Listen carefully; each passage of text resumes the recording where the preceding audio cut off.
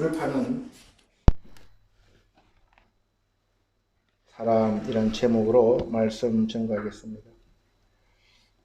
최근 국제 학술지 사이언스라고 하는 학술지에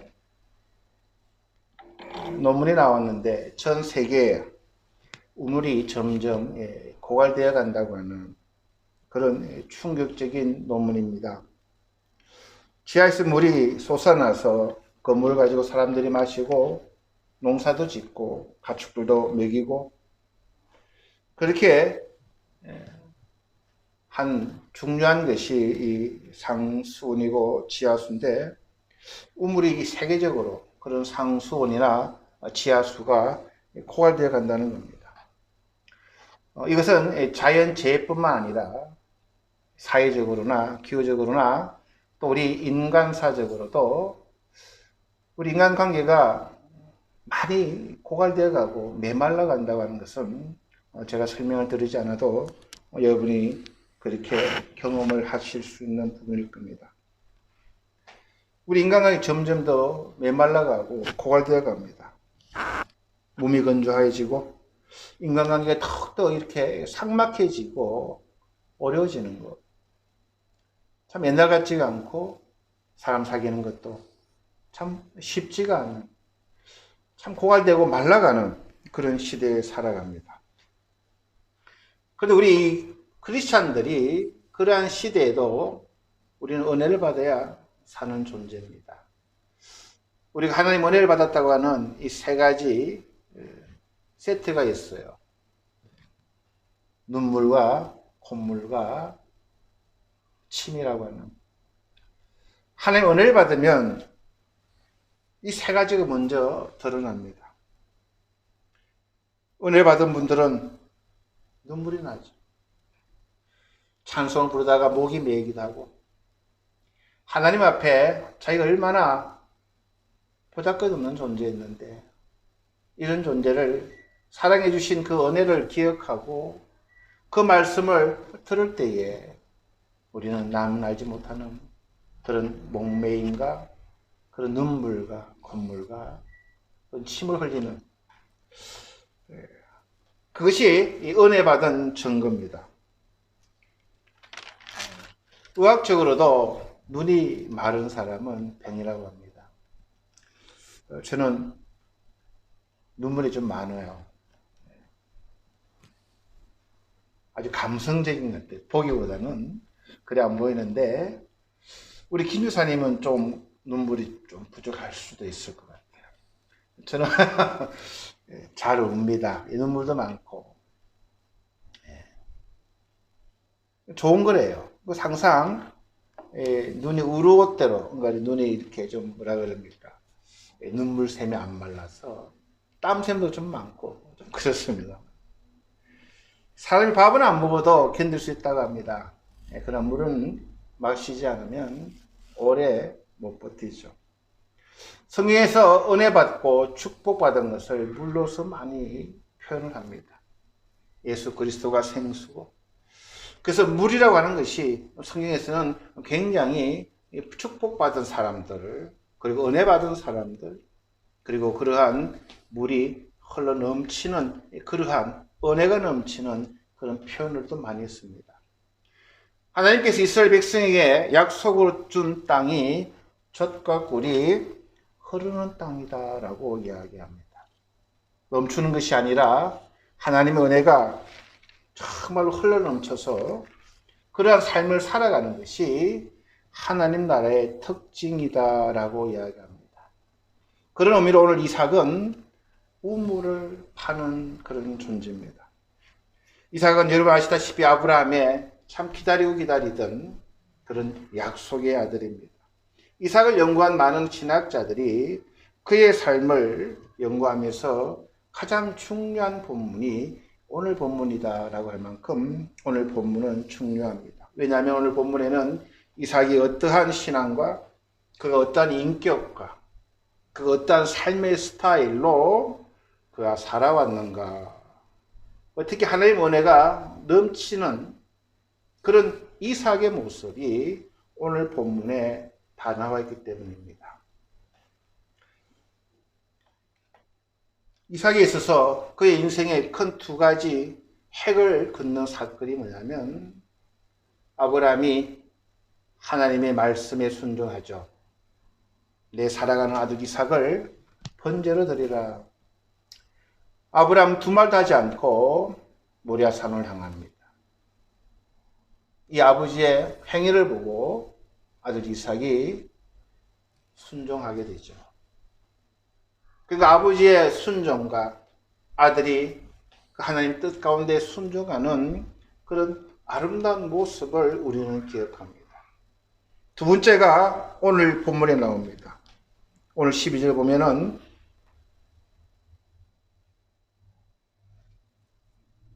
풍년이 들었다고 100배 열매를 얻었다라고 본문을 시작합니다. 그 해에 이 블레셋 땅에 흉년이 들어요. 기간이 듭니다. 근데 거기서 뭘 하게 되냐면 이삭이 씨를 심었다, 농사했다라고 이야기합니다. 좀 뜬금없는 거예요. 우리 성경을 읽을 때요. 이 유대인들은 목축업을 합니다. 양떼를 몰아 목축으로 가는 그런 목축업을 하는데 하나님이 이삭에게 농사를 지어보라 라고 하면서 그해 100배나 얻었다라고 있을 수 없는 그런 축복을 받았다라고 오늘 본문은 시작합니다. 어마어마한 축복을 받았죠. 여호와께서 복을 주셨다라고 이야기합니다. 그런데 그가 거부가 되어서 해피엔드가 되면 좋은데 그가 창대하고 왕성하여 마침내 거부가 되자 바로 어떤 일이 일어납니다. 원주민들이 그 블레셋 사람이 그를 시기하여 라고 본문은 이야기합니다.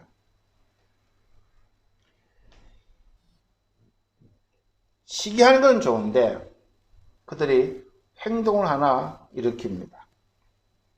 그 아버지 아브라함 때 그 아버지의 종들이 판 모든 우물을 막고 흙으로 메웠더라라고 이야기합니다. 이 우물을 메운다고 하는 것은 지금의 생각과 그 당시에 우리가 좀 돌아가서 좀 상상을 해볼 필요가 있습니다. 우물을 메운다고 하는 것은 전쟁도 불사하겠다고 하는 어마어마한 그런 협박입니다. 또 하나는 빨리 떠나라고 하는 그런 최후의 통첩입니다. 그게 바로 우물을 막는 행위입니다. 빨리 떠나라. 안 그러면 전쟁을 해서 너희들 다 죽여버리겠다고 하는 그런 통첩이죠. 이걸 누가 말했냐면 블레셋의 왕인 이 아비멜렉이 와서 이삭에게 이 요구를 했다라고 이야기합니다. 아비멜렉이 이삭에게 이르되 내가 우리보다 크게 강성한지 우리를 떠나라. 저희들에게 만약에 이런 일이 있다면 참 기가 막힐 노릇이죠. 저희들도 거류민입니다만 외국인입니다만 참 우물 하나 가져서 참 돈을 벌고 열심히 해서 성공했는데 쫓겨내는 그 당시 팔레스타인 지역의 우물이란 굉장히 중요한 그런 역할을 하는 겁니다. 여러분 사막에서 그냥 아무 데나 판다고 물이 나오질 않습니다. 물 구하기가 아주 어렵어요.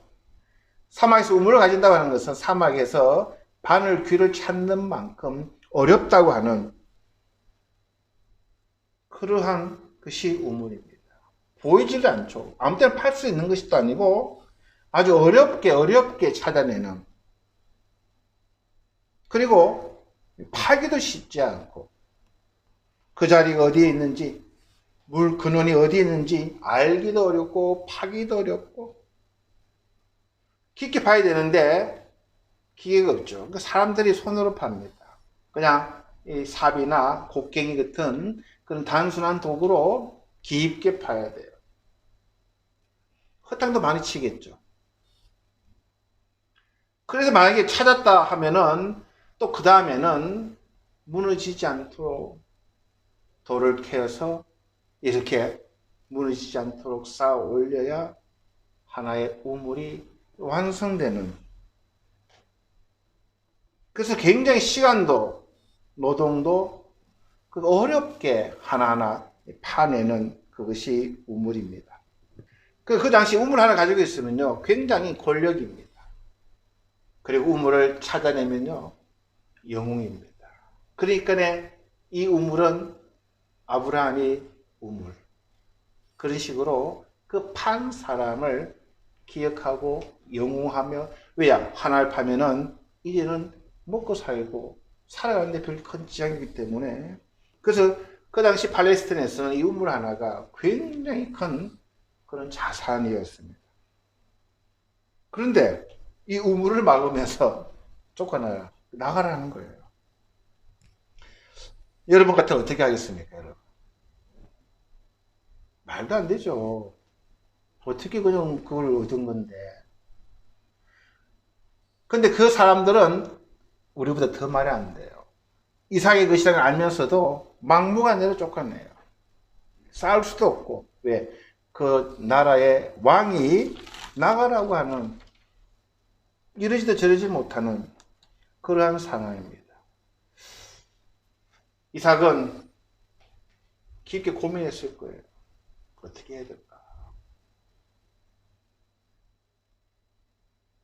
억울하기도 하고 분하기도 하고 말도 안 되는. 근데 이삭은 보면요 깨끗하게 포기하고 떠나기로 결심을 합니다. 그래서 그 우물을 두고 떠나는데, 근데 어디 가면 또 물을 안 필요하지 않죠. 물을 마셔야 될 거 아니에요. 다른 데 가서 팝니다. 아브라함이 팠던 곳을 다시 파서 물이 나와요. 그런 것이 18절입니다. 18절 읽어보시면 그 아버지 아브라함 때 팠던 우물들 다시 팠으니 라고, 아마 아버지가 유언으로 여기에 물이 있을 거야 라고 하셨는지 몰라요. 그랬더니 그 팠던 우물 또 뺏으려고 달라들어요. 그래서 또 다른 우물을 팝니다. 그게 20절입니다.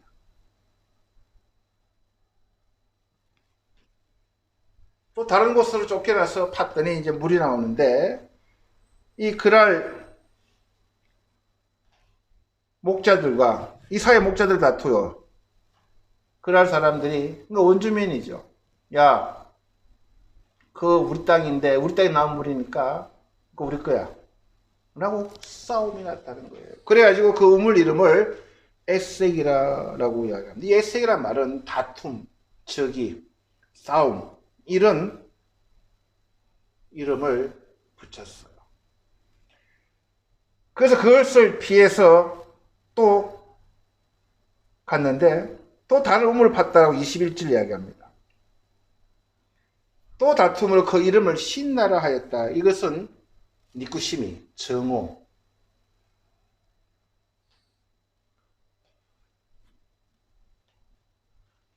그러니까 아까의 우물은 에색은 싸움인데 이젠 정오라고 하는 이름까지 붙였어요. 점점 도가 심해지죠. 그러니까 블레셋 사람들은 이런 거예요. 죽어도 우리 땅에는 너희들 발 못 붙이게 하겠다. 파봐. 끝까지 쫓아가서 내가 해방짓 하겠다. 못 먹고 살게 하겠다. 그런 어디예요. 여러분, 우물 하나 파는 게 뭐 하루 이틀 파는 건 아니잖아요. 아무 때나 뭐 땅 꼽아가지고 파면 물이 나옵니까? 아니에요. 고생해서 파면은 싸움을 걸어오고, 또 옮겨서 또 고생해서 파면은 정오가 일어날 만큼 방해를 놓는 그런 이야기를 합니다. 그래서 이삭은 또 그 우물을 포기하고 다른 곳에 우물을 파게 되는데 그게 22절입니다. 이삭이 거기서 오며 다른 우물을 팠더니 그들이 다투지 아니하였으므로 그 이름을 르호봇이라 하여 이르되 이제는 여호와께서 우리를 위하여 넓게 하셨으니 이 땅에서 우리가 번성하리로 하였더라 라고, 그렇게 쪽가려서 마지막으로 팠는데 그 판 우물이 르호봇, 이 르호봇은 넓은 공간, 충분한 그러한 의미입니다. 우물을 팠고 뼈수로 가니까 양보하고 또 가서 또 판이 또 따라오고 또 싸우고 또 양보하고 또 판이 나왔는데 이제 정오하고 그러다 또 파보니 이제는 풍성한 물이 정말 모든 사람이 다 마실 만큼 넓고 풍성한 그런 우물을 얻었다라고 이야기합니다.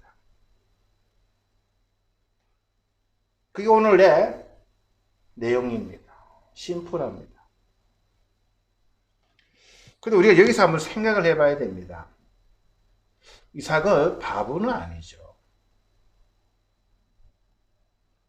근데 그 우물을 뺏겼을 때 인간적으로 굉장히 화가 났을 거예요.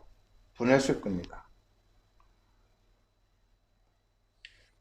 그거 아무 말도 못하고 떠난 것 같지만 그러나 성경은 더 깊게 보면요. 이 이삭은 기도의 인물입니다. 기도하는 사람입니다. 이삭의 특징이 기도하는 사람이에요. 여러분, 이 우물을 팔 때 그냥 정해서 판다고 물이 나오는 게 아닙니다.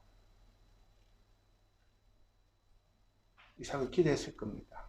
하나님, 여기 물이 좀 어디에 물이 나오는지 가르쳐달라고.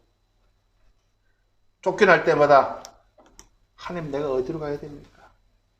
우리 식구들, 이 식소들, 이 사람들, 가축들을 내가 인도해야 될 지도자인데 어디로 가면 좋겠습니까? 어디에 파야 우리가 죽지 않고 우리가 마실 물을 얻을 수 있느냐고 성경은 나오지 않지만 그는 옮길 때마다 기도했을 겁니다. 그런 기도를 하나님은 응답해 주시고 가는 곳마다 하나님의 은혜와 기적 같은 일들이 일어납니다. 그러면서 그러한 은혜를 맛보며 점점 싸움이 정오가 그러다가 모든 사람들에게 자기도 풍성하게 르호봇이라고 하는 우물을 얻게 되었다라고 성경이 이야기합니다. 이 르호봇을 터진 후에 이삭이 얼마나 기뻤던지 그 밤에 하나님이 오셔서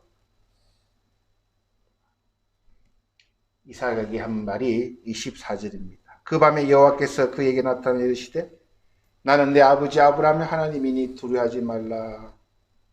내 종 아브라함을 위하여 내가 너와 함께해서 내게 복을 주어 내 자손이 번성하리라 하신지라 라고 그 밤에 하나님께서 그에게 나타나 두려워하지 말라. 내가 너와 함께하리라. 근데 이상하게 말입니다.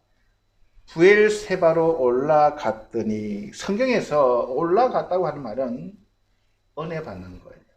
점점 더 하나님의 가까이 가게 되는 적들은 자기 것을 뺏고 추방했지만 그러나 그러한 와중에도 하나님은 이삭을 올라가는 그래서 부엘세바라고 하는 아브라함이 약속한 땅 아주 하나님께서 정말로 귀하고 귀하게 쓰시고자 하신 이 부엘세바까지 이삭을 인도해 갔음을 오늘 이 본문은 이야기합니다. 하나님을 바라보고 우물을 팠던 이 이삭을 하나님은 위로하고 칭찬해주고 그에게 응답해 주십니다. 여러분 이 본문을 보면서 여러분 어떤 생각을 합니까? 많은 사람은 자기들의 에너지를 어디에 사용합니까? 그들은 싸우고 분노하고 염려하는데 인간적인 대책을 세우는데 모든 에너지를 사용합니다. 아마 이삭이 처음 쫓아내려고 했던 곳에서 그가 다른 선택을 하고 도저히 납득이 안 되니 내가 인간적으로 끝장을 보겠다든지 어떤 식으로 타협하고 종으로 들어갔든지 등등 인간적으로 그의 에너지를 그렇게 사용했으면 오늘 이 르호봇이라고 하는 이 브엘세바라고 하는 곳까지는 오지 못했을 겁니다. 그러나 이 이삭은 그러한 자기의 에너지를 그렇게 사용하지 않고 하나님께 기도하고 우물을 파는 일에 전념한 겁니다. 이걸 하나님이 기뻐하셨다라는 겁니다.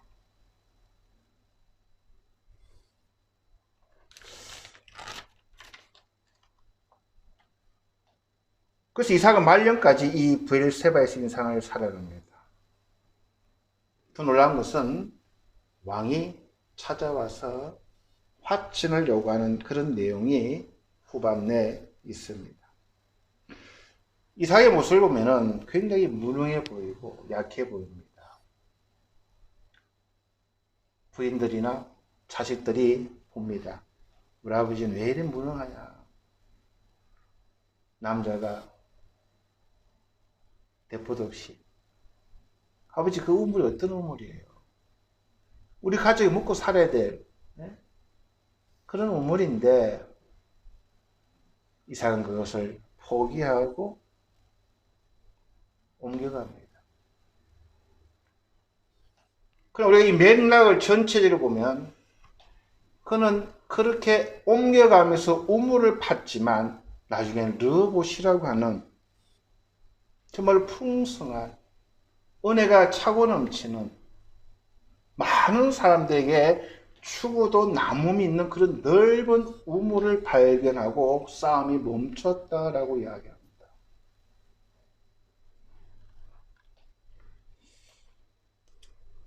마틴 로이드 존슨 목사님은 이렇게 이삭을 평가합니다. 이삭은 무능해 보이지만 사실은 무척 영적인 사람이었다. 어릴 때는 하나님께 자신을 제물로 드렸고 젊어서는 결혼을 위해 많이 기도했고 장년이 되어서는 외적으로 싸우지 않고 내가 할 수 있는 일, 하나님을 바라보며 깊이 우물을 파는 일을 지속했다. 근본으로 돌아가서 이 길만이 살 길이다 생각하고 생수의 근원을 찾아서 몸부림친 것이다. 이 시대의 교회와 성도들이 해야 할 것은 무엇인가? 자기 주장을 내세우며 싸워야 하는가? 아니라 생수의 근원이신 하나님을 향해 나아가야 하는 것이다. 이것이 가장 중요한 것이다. 그렇게 써놨어요. 다시 말해 믿음의 선배들은 오늘 본문에서 영적인 부흥의 원리가 뭔가를 배웠다라고 하는 겁니다. 갈수록 우리 인간은 고갈되어 갑니다. 교회도 마찬가지입니다. 메말라 갑니다. 작은 우물 하나 서로 뺏으려고 그러고 양보하지 않고 그 우물 하나 차지하면 다 성공한 것인 마냥 그렇게 살아갑니다. 그런데 이 이삭은 그게 만족하지 않고 자기 하나 먹고 사는 것에 만족하지 않고 그런 은혜를 나누고자 하는, 그것은 하나님이 그렇게 인도하셨지만 그는 기도하는 가운데에 순종하는 가운데에 비록 사람들의 지탄과 비록 가까운 사람들이 오해와 그러한 어려운 가운데서도 그가 했던 일은 우물을 계속 판 일이라는 것입니다. 우리가 신앙생활 해가면서 우리도 마찬가지입니다. 우리가 은혜 받는 이유, 우리가 넉넉히 이겨낼 수 있는 비결은 영적인 승리는 다른 데 있는 것이 아닙니다. 우물을 계속 파는 일입니다. 그래서 우리가 생수가 흘러넘치고 내 깊은 곳에서 은혜 강이 흘러넘칠 때에 우리는 부흥의 원리를 배울 수 있는 겁니다. 여러분, 오늘 이삭은 이렇게 옮겨갈 때마다 이 사람아 많은 기도를 드렸을 겁니다. 본문에 나오고 있지는 않지만 얼마나 그 마음이 억울했겠습니까? 아버지, 물이 필요합니다. 그러나 내가 열심히 노력하고 하나님 은혜로 우물을 파서 발견했는데 쫓아냅니다. 싸워야 됩니까? 내 평생 이 하나 판 거 가지고 정말로 저 권력자들, 저 있는 자들과 내가 다툼으로 살아야 됩니까? 아니다. 가라. 가는 곳마다 아버지 이곳입니까? 여기에서 주님이 이 우물을 저들이 파는데 물을 주시지 않으면 저들은 이제 다 죽습니다. 주님 도와주시옵소서. 주님의 이름을 의지하고 믿음으로 이곳에 제가 우물을 파겠습니다. 주님 도와주십시오. 그게 아마 이삭의 기도였을 거예요. 주님, 세상은 막막해집니다. 서로 각자 살려고 교회도 정말로 막막한 갈증나는 그런 시대에 우리가 살아갑니다. 우리 사랑하는 성도들, 은혜가 차고 넘쳐야 되겠는데 그들의 삶이 윤택하고 정말로 가난하고 어렵지만 나눌 수 있는 그런 여유로움이 있어야 되고 손해보더라도 웃고 넘기고 하나님의 그 도우심을 넉넉히 바라볼 수 있는 그런 마음들로 살아야 되는데 주님, 저희들을 도와주시옵소서. 이게 부흥의 원리고 이게 하나님 기뻐하는 그런 마음이 아닐까 그렇게 생각합니다. 그럴 때 하나님은 이삭의 기도를 들어주시고 이삭이 아마 눈물을 많이 흘렸을 거예요. 본인의 영적인 부흥을 위해서, 딸려있는 가족들을 위해서, 주님 은혜가 아니면 살 수 없다고 하는 이런 간절한 기도, 그런 눈물을 마중물 삼으시고 하나님은 귀한 우물을 허락해 주신 것 같습니다. 저와 여러분도 마찬가지입니다. 세상은 더욱더 고갈되어 갑니다. 어려워져 갑니다. 말라갑니다. 눈물도 마르고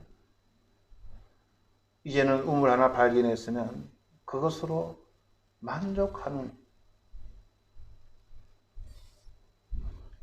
그런 시대에 우리가 살아갑니다. 그래서 이삭의 이 본문은 부흥의 귀한 원리라고 이야기합니다. 그것을 포기할 수 있는 믿음. 내 혼자 만족하며 기쁨을 누리지 않고 넓은 싸움이 멈출 수 있는 그런 넉넉한, 그래서 우리는 우물을 계속 파야 됩니다. 그 우물에서 넘쳐나는 은혜가 있을 때에 싸움이 멈추고 그리고 이웃들이 생수를 먹는 그런 축복을 누리게 됩니다. 우리 아마 평생 우물을 파야 되겠습니다. 하나님 은혜의 보물을 캐고 그 일이 비록 힘들고